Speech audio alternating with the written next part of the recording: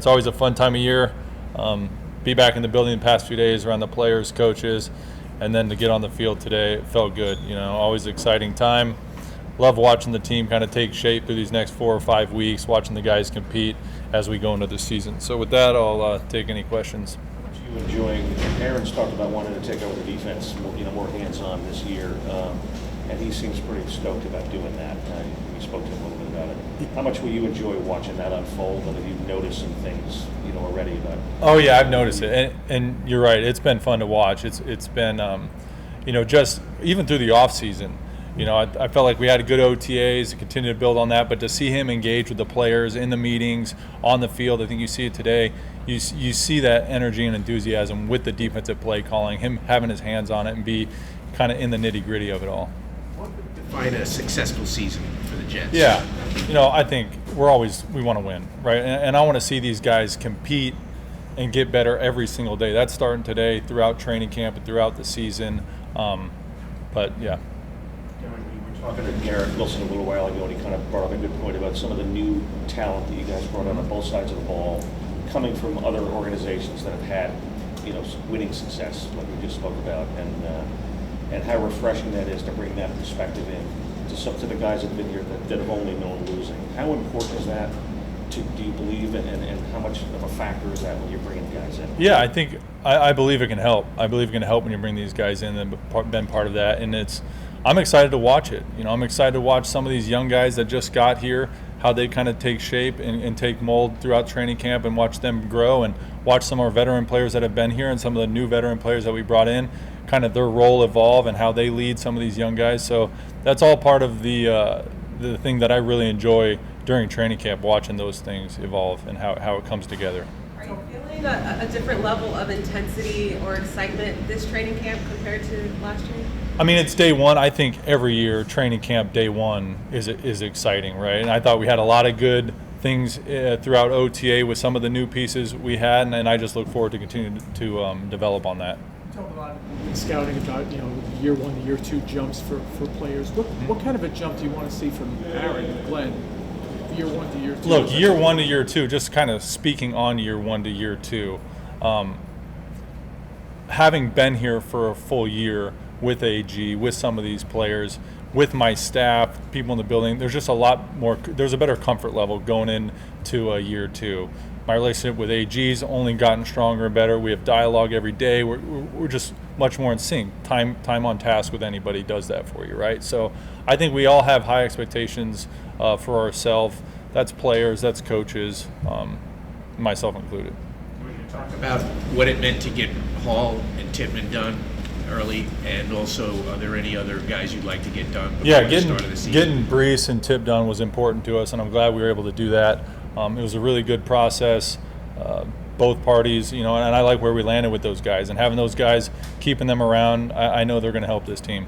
What about, are there any current players you'd like to extend? I think we're in a good spot right now, but I'll always keep contract stuff kind of in-house.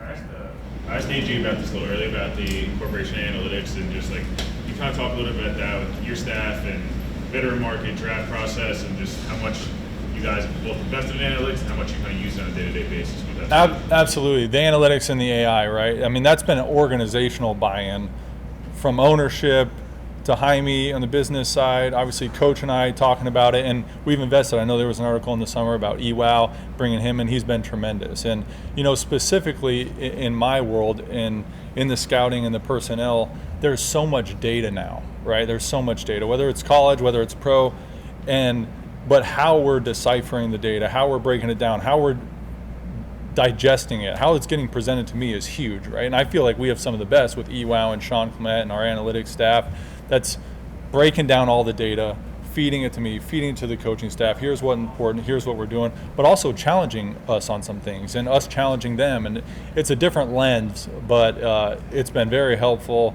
It's important. On the AI front, I think to this point, what it's helped with the most is the automation of things, right? We're saving a lot of man hours being able to automate information and systems and spit it out quickly. So it's been huge, and I look forward to the continued growth as the organization with the AI and the analytics. Have you used much of the AI yourself? Have you been?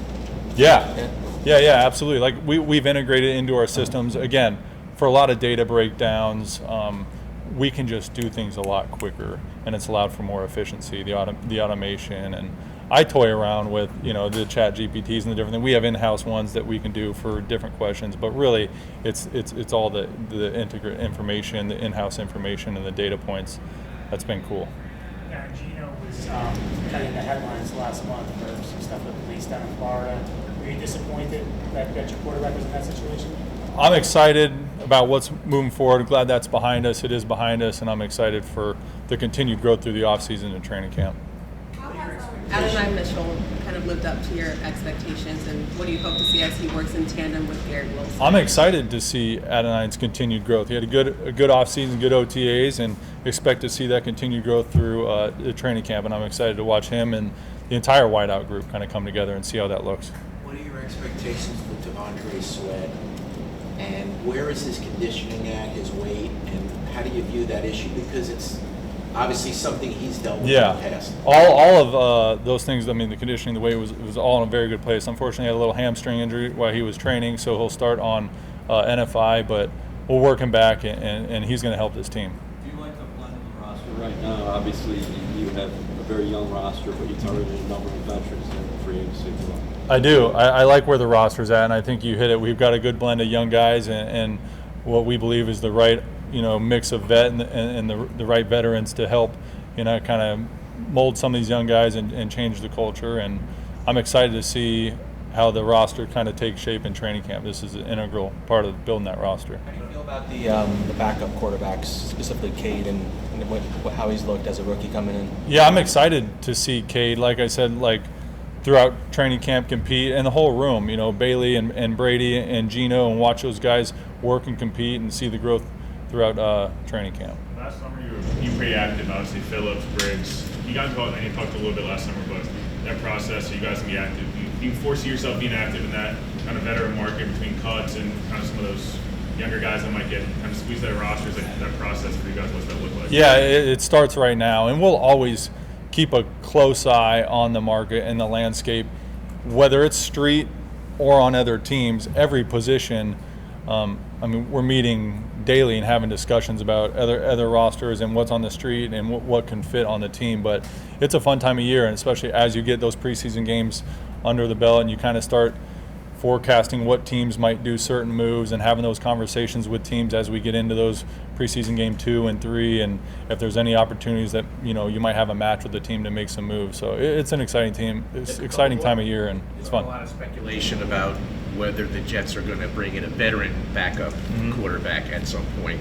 Is that feasible, and how hard would it be to get a guy up to speed in training camp? Yeah, I won't get into the hypotheticals. I'm just excited to see Cade get his reps during training camp and watch the whole group, Bailey and Brady and Gino get their reps and, develop and continue to improve while they're here. And we'll keep an eye on the landscape, as we just mentioned, every position across the league, on the street. That's no different for every position. What keeps you up at night right now? Not much. I'm sleeping good. It's the start. It's day one, It's good.